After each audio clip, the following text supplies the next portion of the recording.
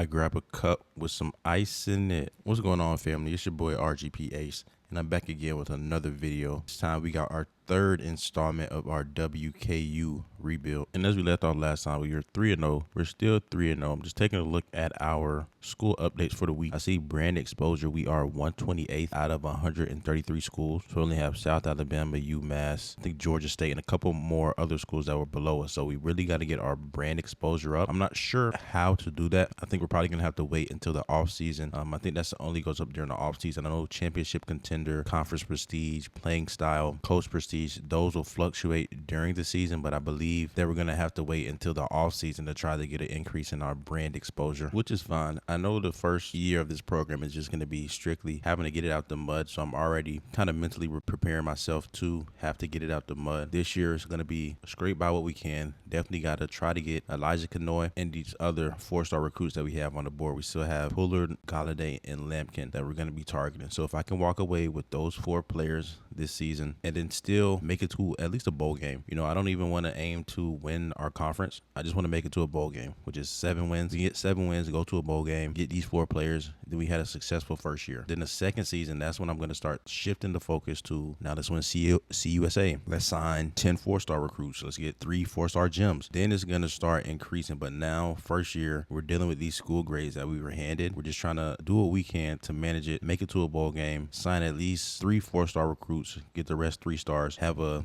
decent enough season. Then once we get into the transfer portal, that'll start our recruiting pitch for next year. So hopefully the transfer portal, we can get some more 4 stars if we have a good enough season this year. And that'll kind of give us a good gauge as to where we're at heading into next season once we get a look at that transfer portal. And like I said in the previous episodes, the transfer portal is very, very crucial on this game. Like, I'm really excited, especially now that we've started off this season 3-0. We're in a good spot. You know, we haven't really started. We had that one conference game, but we haven't really started the conference games. So I'm not sure how we'll fare against other CUSA opponents, but so far we're looking really good. We had that really good game to start off the season against Sam Houston, which was a conference game. Like I said, I don't know if that's a good gauge to the rest of our teams in the conference, but if it was a good gauge, then we'll have an amazing conference season. It looks like we'll be able to win out our non-conference schedule, and then once we get into conference play, it hopefully will be easy for us to adjust. We'll have a good season, you know, and then we'll be able to hit that transfer portal with our updated school grades. Just go crazy in the transfer portal, because there's going to be a lot of players, hopefully a lot of players that want that playing time. You know, their main pitch is playing time. Hopefully we get a lot of those coming from those bigger schools, you know, those SEC schools, those Big Ten schools that just want to play. You know, they just want their opportunity. And if we're able to make a big enough mark this season, our coach prestige will be good, our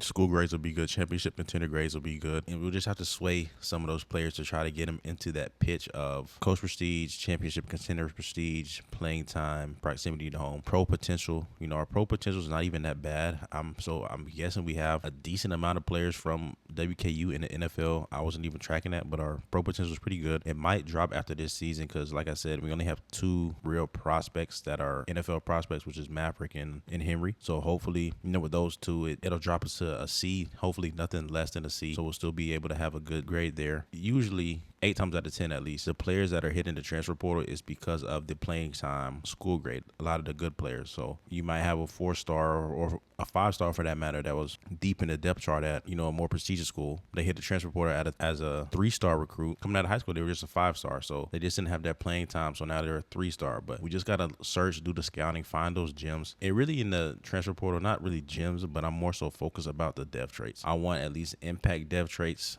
star depth traits, impact and star. You're not really going to find a lot of elite dev traits in the portal.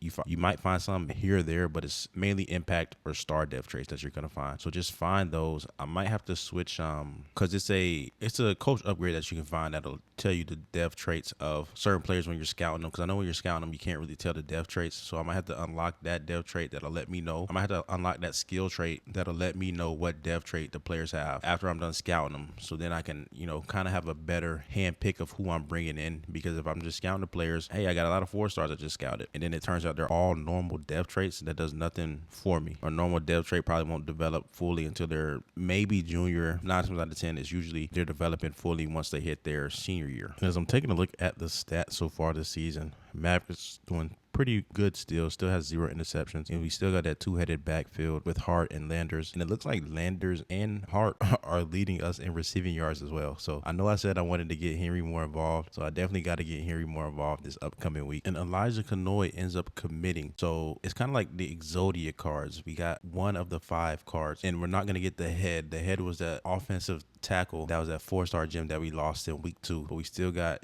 these 3 other 4 stars, 2 legs and then 1 more arm left of the Exodia to get. So we got 1 out of the 5. Hopefully we can get at least 4 out of the 5 Exodia pieces this season. And right now it's not looking too good, because I do see now we're starting to get players that have that playing style deal breaker starting to X us out. For example, we got a wide receiver Gadget, so it looks like we need more receptions to our wide receivers. So like I said, our 2 leading receivers are our running backs, so we're not really targeting our receivers as much as we should be. So we already got a plan in play to address that. Definitely got to start getting our receivers more love. We got Henry out there. Like I said last episode, the goal for him is going to be on that Heisman watch list. So he's definitely going to start getting more targets. So at least in the next 2 weeks, this grade should go up. So we should be able to get that receiver back on the board. And then for our tackle, kind of ties into the same thing. It's yards per game. So it doesn't matter for the tackle. That's a piece of our Exodia that X's out because of the playing style. So we definitely got to make sure we start tuning up our offensive game plan. I know Maverick is not having a bad season. He has 0 interceptions. So really good so far through 3 games, but he's only averaging about 220, 240, somewhere around there passing yards per game. So we're definitely going to have to get that up to at least 260, 280 over the next 2 weeks, just to make sure that we can get that deal breaker back to the minimum requirement, so we can get, these 2 players back on our board, because those are 2 big losses that we're going to take. Can't really take them. So if we just got to start slinging the ball,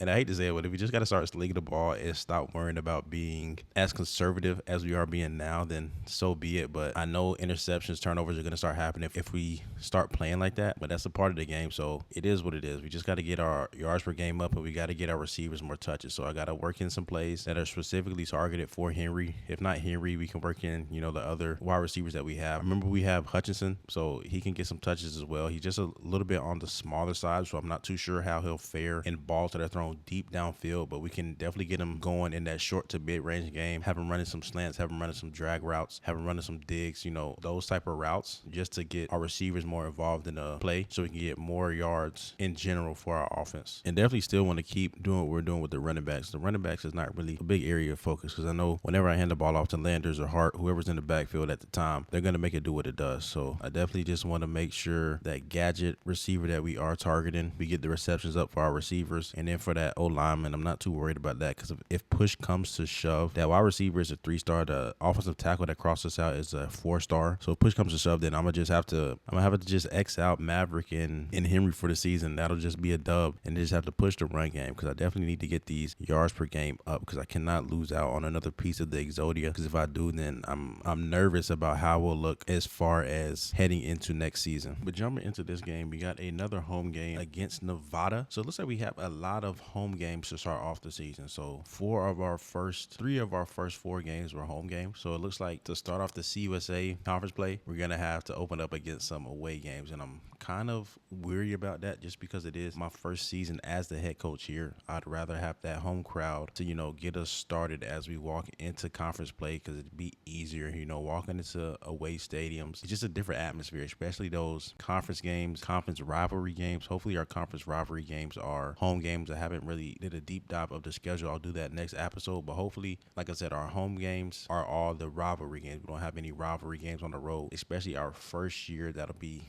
wicked. A rivalry game or 2, 1 or 2 games, we should be able to drop them. Like I said, we started off 3-0 so far, so hopefully we can get another win right here. We're at home, go 4-0, and then as we're going into conference play, we're 4-0. So I just need 3 more wins over the rest of the season to get us to at least a bowl game. And speaking of bowl games, this past Saturday, well, I don't know when this video will drop. I might drop it as soon as I'm done editing it, or I might hold on to it for a while. But the 27th, December 27th, that Saturday, man, there were some amazing games on that slate. I think like 40 games were one possession game. I know that BYU Georgia Tech game that came down to the wire. That was a really good game. Then we had that Virginia versus Missouri game. That was a decent game. It was very low scoring, a defensive minded game. I'm more of a fan of those offensive shootouts, like going going back and forth down the field. And that was more of that LSU Houston game. That was a one possession game as well. I think Houston ended up beating LSU by 3 points. And then we had North Texas versus San Diego State. That was a really good game. It was 49-47. They played in the New Mexico Bowl. But for the SEC so far, during bowl season, it hasn't looked good at all. Like, I think they're 2-4 right now, and so they played 6 games. They've only won 2 as a whole for the conference. So those 2 wins, one was against Tulane, and then the other win was against it was 2 SEC teams that played in the bowl. So a SEC team had to win that game, and that was that Alabama versus Oklahoma game. The only 2 wins that the SEC has are in the college football playoffs. And I've been seeing a lot of speculation, a lot of people talking online now, saying that the SEC is a inferior conference now just because they're 2-4 in the bowl games. But I would say that it proves the complete opposite, because right now you're having SEC teams go up against higher rated opponents, like higher tier of opponents. The only matchup that I would say the SEC was favored in was the SEC was not favored in was the Virginia versus Missouri matchup. All the other matchups, I mean, take out, the college football playoffs. The college football playoffs are the college football playoffs. But as far as bowl games, you had LSU going up against Houston. Houston was ranked 21 in the nation. Because it's LSU, you're going to hold them to a higher standard. You're not looking at it as an unranked team going up against a ranked team in the bowl game. You're looking at it as an SEC team going up against a ranked team. So you still have that expectation that the SEC is going to walk away with the win. And then the Missouri versus Virginia game, we didn't really expect Missouri to win that game because you're going up against Virginia, who had an amazing season this year. They just came out short in that ACC championship game. If they would have won the ACC championship game, they would have been in the CFP for sure. They just came out short in the ACC championship game. But Virginia had an amazing season. Didn't really expect Missouri to do much against them. And this is not trying to put two of the best conferences, right? Big Ten and SEC. This is not me trying to put them against each other. But a lot of the Big Ten fans are saying, hey, they're 2-4. Meanwhile, we're 5-0 in our bowl games. But if you look at the caliber of teams that the SEC's played, you'll see why they are 2-4. So we can just go through it now. Like I said, we had 2 SEC teams play each other. You had Alabama, which was number 9 in the nation, played number 8 Oklahoma. Then you had Ole Miss play Tulane, 6 versus 11. Ole Miss ended up winning. Then you had Texas A&M play Miami. Texas A&M was 7 in the nation. Miami was 10. So I'll take that back. So you had 2 times where the SEC was actually favored to win. So this Miami game, Miami versus Texas A&M game, so that's really the only one. You had this. So you had the Miami versus Texas A&M game, and then you had the Ole Miss versus Tulane game where the LSU was favored to win. Then you have Missouri going up against Virginia. Virginia is number 19 in the nation. Missouri is unranked. Then you have Houston going up against LSU. Houston is number 21 in the nation. LSU is unranked, right? So now if we want to go ahead and look at the Big Ten schedule to see how did the Big Ten go 5-0 so far during bowl games. Yeah, Washington going up against Boise State. Both teams were unranked. Washington wins 38-10. You had Oregon going up against James Madison. Oregon was ranked 5th. James Madison was ranked 12th. CFP game. Then you had Northwestern going up against Central Michigan. Both teams were unranked. But we know Central Michigan, no disrespect, they're in the MAC. As we see on the game, the MAC is the worst conference as far as conference prestige grade. It's the worst conference in the FBS. Then we have Minnesota going up against New Mexico. New Mexico is in the Mountain West, same as Boise State. Both teams were unranked. And then we had Penn State going up against Clemson. I'll probably say this is the most evenly ranked Big Ten game that we've seen so far this year. Both teams started off the season, ranked in the top 10. They just had mishaps. Penn State ended up firing Franklin. Clemson ended up losing to LSU to start off the season. Then it all went downhill from there. This was the only fairly matched Big Ten game that they've played so far in the CFP. That's how easy it is to debunk things when you take a step back and look at the bigger picture to see what people are actually talking about. Because a lot of times these people on the internet, especially on X, on Instagram, wherever, they're just trolls. They just say stuff with no substance. Like they know they're able to say it. So they say a lot of these things and then they just hide behind the screen. Like, I could just say this and it'd be no repercussions. I can say this and I know it'll drive this interaction. I can say this and it'll get this engagement from my profile. Like, it's all about views. It's all about how you look in the eyes of other people. It's all about engagement in this day and age on social media. And a lot of people, they're not able to say it. Like, they'll say a quote that they know is completely out of left field, and they'll say it just because they know it'll get under people's skin and it'll get them the attention. It'll get them the engagement that they're looking for. And wow, that was a horrible throw jumping back into this gameplay play, but luckily it was pass interference, so it ended up getting called back. So we don't have the first Maverick interception of the season. So now we're got that pass interference. Now we're down on their own 1 yard line. Let's see if we're able to make something shake right here. And Mav just got met at the goal line, but he's able to lower. He didn't lower his shoulder at all. He did lower. I was gonna say he was able to lower his shoulder, but he didn't lower his shoulder. He ran in straight up and got popped. But luckily he was able to cross a plane, get in for a rushing touchdown. Now we're up 21-6 with about a minute left in the third quarter. So definitely taking care of business this game, doing what we need to do to make sure we start the season off 4-0. Mav has had some deep passes thrown this game, so the passing yards should go up. Offensive yards should go up as a whole as well. So hopefully by, if not next week, the week after next week, when it has a lag on it or something, because you can have a crazy game and you'll still have that lag where your grade didn't reflect. So I don't know how the grades change. I don't know if it's on a week-to-week basis or what, but sometimes I'll have a crazy game and the yards might have went up. I might have had 30 receptions to the receivers, but it's not going to reflect until like 2 weeks. So I'm not sure how that scale is going, but hopefully, Mavs having a great game through the air this game, getting the receivers involved. So the grade should go up, should be able to get that offensive tackle back interested in us, should be able to get that wide receiver back interested in us after this week. And Maverick goes down right here with a sack, a 1-possession game. So it's not, I said earlier, it was looking like we would walk away with the W, but it's a little bit too close for my liking. So we're definitely going to have to make sure our defense is doing what they need to do to make sure we're able to get the ball back. Because if they score right here, get that 2-point conversion, then it's a tie game with about 3 minutes left in the game. So I don't want to put our offense in a bad spot. I want to make sure we're in a good spot. So the defense is definitely going to need to step up here, get some stops, so we're able to get the ball back for our offense. Because I know now at this point in the game, they're going to go for it on 4th down. So we're going to need to play all 4 downs and not just 3 if we're not able to get a turnover. We're able to get in the backfield again. That's our 4th sack of the game compared to Nevada's 1. So still trying to push, and we get another sack right there. And it looks like he goes down. He fumbles the ball, and it looks like we are going to recover it. So the defense came up big, was able to get the stop. You see how we're doing. You see he's throwing up the W, man. Looks like we should be able to ice this game away. The offense got about 3 minutes left, getting the ball back. Looks probably just going to do some runs. If not, like I said, we still want to try to target our wide receivers, make sure they're still getting those catches, just to make sure we're still getting the recruits that we need to. So I want to throw, but at the same time, I want to be cautious with the ball. So I'll probably just do a lot of slants, a lot of drag routes. I know a lot of people get flack in the CFB community for running those types of plays, but me personally, I just don't get it. Like, if the defense, I get it. Doing it against a CPU is one thing, but doing it online is another thing. Just because as an online player in CFB, when you're playing against friends or whether you're actually playing online competitively, if you see somebody's doing a lot of drag routes, there are plays that you can run to stop that. I get it. Doing it against the CPU is different. The CPU, it's not built for those type of plays. It's not built to stop those type of plays. But if you're doing it in the online space, I'm all for it 100%. If you're doing runs all game, you don't do any passes, like I said, I'm all for it 100%. Because as a player playing against another player, it doesn't matter what they're doing. If they're doing quarterback runs all game, just scrambling outside of the pocket, you need to be able to adjust to that. Just because you can't adjust to that doesn't mean that they need to stop doing it. Me personally, like I said, when I play with friends, I don't really play as much online. I'm either doing Dynasty or playing with friends. But when I'm playing with friends, if I see, wow, this guy cannot stop my drag routes, I'm going to run drag routes all game. I'm not going to do it every play. I might mix up some drags with some deep throws, some runs or whatever. But my main focus for the offense that game is going to be the drag routes, because I know he's not able to stop the drag routes. So I'm going to continue to do it until they're able to stop it. And then once they're able to stop it, then that's when I would go to another type of play. But if they're not able to stop it, then I'm running it all game. And I would say they do the same thing for me when they see,